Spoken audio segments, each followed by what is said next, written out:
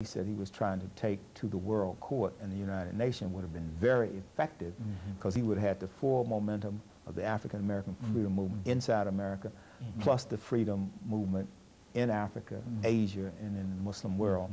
And at that time, you know, a lot of the African countries were becoming independent. They were becoming members of the United Nations and had a voice in the United Nations. You also will remember that President King met with Johnson, and Johnson advised him to go and talk with Ralph Bunche and Chief Goldberg in the United Nations. Bunche tried to discourage him from coming out against the war in Vietnam. Of course, he was inside the United Nations working on behalf of the United States. So it was a very exciting time to have lived through that period, to have been of age during that period of time. And I think that we learned a lot. But unfortunately, with the forces of reaction coming down, and once Nixon came into power and the conservative element started, and all this massive campaign to eliminate the movement, then I think we started regressing.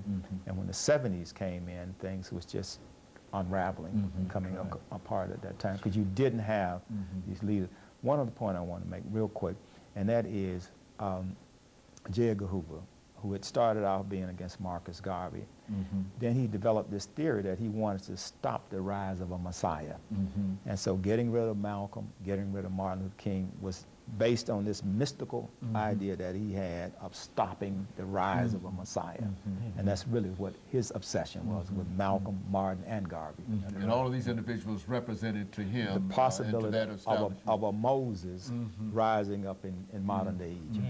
Dr. Baldwin, over the last few minutes, let's have you to sort of say something in reference not only to these two assassinations, but in reference to where we can go from here to make our people much more sensitive in terms of what these individuals were able to accomplish and what they did for the movement entirely. I think in a sense with the assassination of King and Malcolm, the movement sort of turned the corner. Dr. AAl-Hadid made a comment that I think is important, because after the assassination of King, conservative political forces moved into power and tried in many cases to turn back the clock. I think what we have to make sure of today, and we've had to pay attention to this since the assassinations, is that the death of these men the deaths of these men don't mean what? The death of their ideals or the death of the struggle. And that's what I'm afraid of, because the movement changed with the assassination of Dr. King. Today, if you look in the black community, neoconservative forces have emerged. And you don't find the kinds of prophetic voices that existed with Malcolm X and King in the 1960s. We need to recapture that spirit of prophetic religion, of social activism that existed during that period, because we don't have it. We've become a part of the political processes in this country. Many of our major leaders are involved in those processes, some running for president. And I think that sort of stifles what could be strong prophetic voices, because Dr. King and Malcolm X operated outside of the system.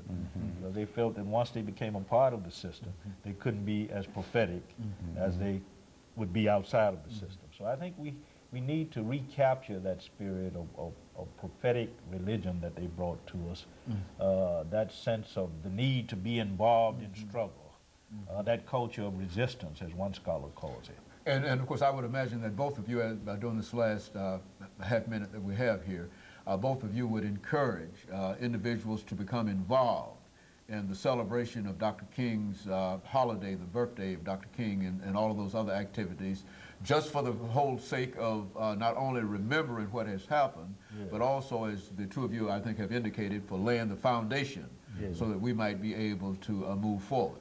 And of course, let me thank you, Dr. AAl-Hadid and Dr. Baldwin, for another excellent show, because I think that in simply voicing information in reference to these two great leaders will sort of bring them together and make us have a better understanding of some of the things that they attempted to accomplish. And of course, let me encourage our audience to tune in again next week for another informative edition of Comments. Thank you and good morning.